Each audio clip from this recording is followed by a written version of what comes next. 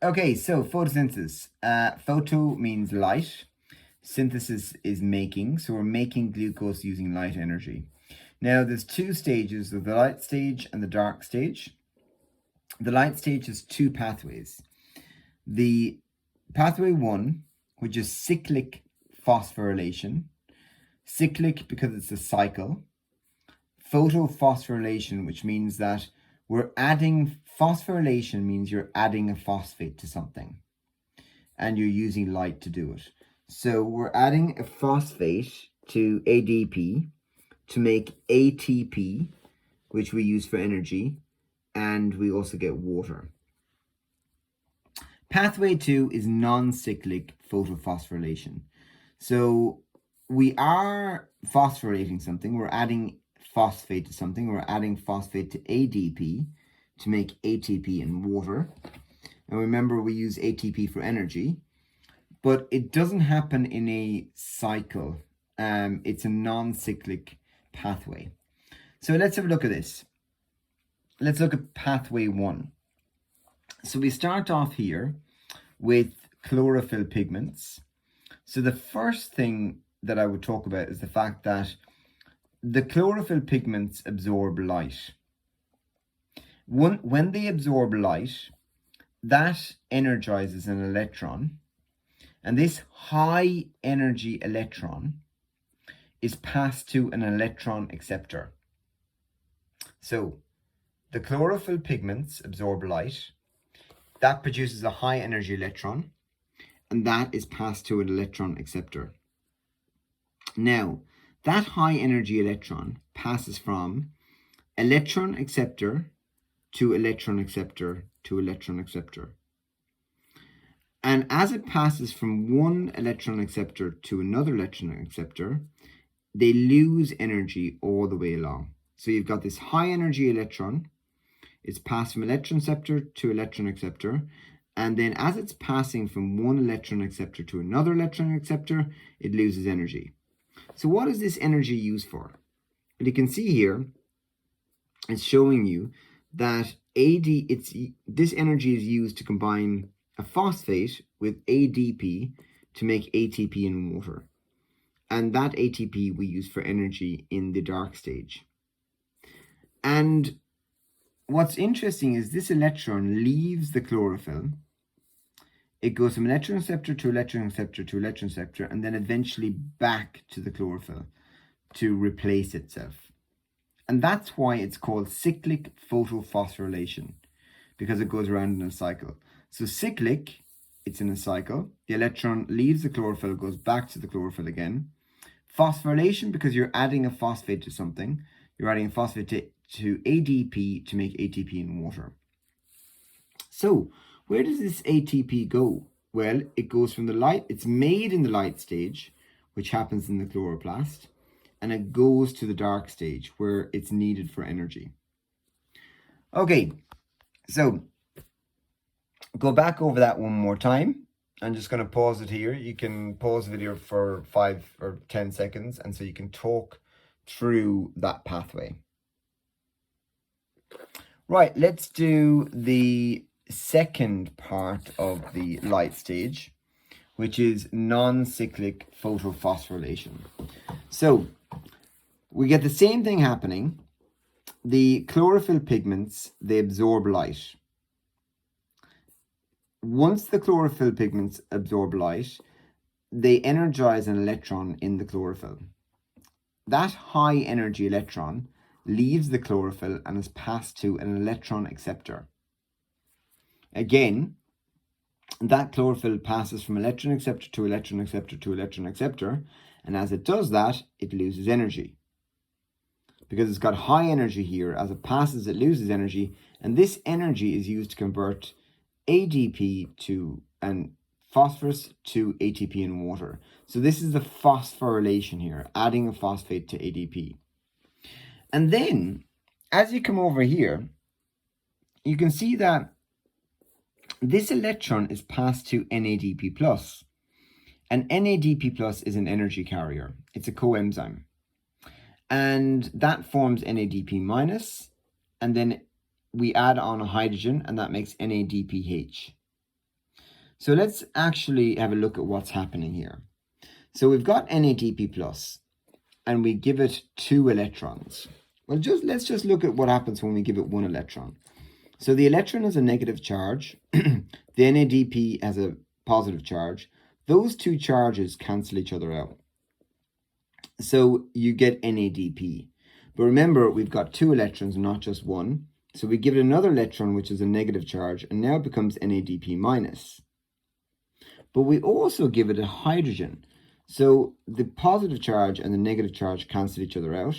So it's now just NADPH. So maybe pause for a second and just explain that so at least you understand it and what's happening. Right. Now, I've just got my dog here who's coming in to say hello. Ella, go back into bed. Into bed now. Right, let's carry on. So the other part of this is water is split using light. And that's called photolysis. Water is split in the light stage.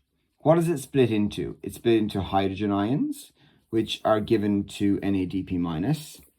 It's split into electrons, which then go off and go back to chlorophyll or should not go back to chlorophyll, go to chlorophyll to replace the electron that's lost. And also it produces oxygen. And that oxygen can be sent into the atmosphere through the stomata in the leaf, or it can be used in respiration in the plant, where they combine glucose with oxygen to make energy. So just have a look at this. This is called non-cyclic photophosphorylation because the electron that leaves the chlorophyll, well, you can see here, it's that electron's passed to NADP plus. But it doesn't actually, like the first pathway, it doesn't go back into the chlorophyll. The electron that's lost is replaced by an electron that we get from water. So the light stage then is sending ATP off to the dark stage so they can use it for energy, but it's also sending NADPH off to the dark stage as well. So maybe just take a second to explain this part. Pause the video now and do that. And then take a second to explain this part here and what happens to each one. Pause the video now and do that. So just a quick recap, light is absorbed by the chlorophyll pigments, but it produces a high energy electron. That's passed from electron acceptor to electron acceptor. As it's passed from electron acceptor to electron acceptor, the high energy electron loses energy, and that's used to phosphorylate ADP to make ATP in water. Eventually, those electrons are passed to NADP plus with hydrogen to make NADPH. Water is split, which supplies the hydrogen to combine with NADP plus. It supplies electrons to go to chlorophyll to replace the electrons that were lost, and oxygen, which can be used in respiration or sent into the atmosphere. Right, what happens at the dark stage? In the dark stage, by the way, the dark stage is controlled by enzymes. Now, you know that enzymes are affected by temperature and pH. So if you want to speed up the dark stage of photosynthesis, you can increase the temperature, and that will give the enzymes and substrates more kinetic energy. Whereas the light stage is not controlled by enzymes, so it's not affected by temperature. This all happens in the chloroplast in the plant cell. The light stage happens in the chloroplast membranes, in the thylakoid membranes, and the dark stage happens in the stroma. But you just have to say that it just happens in the chloroplast. Right, so what actually happens? Well, we need CO2, and we can get that CO2 from the atmosphere when CO2 enters through the stomata, or we can get it from respiration inside the plant. So when a cell respires, it combines oxygen with glucose, and that produces carbon dioxide and water. The carbon dioxide can be used for photosynthesis, or it can be sent into the atmosphere. Now, second thing we need is the NADPH, and we get that from the light stage.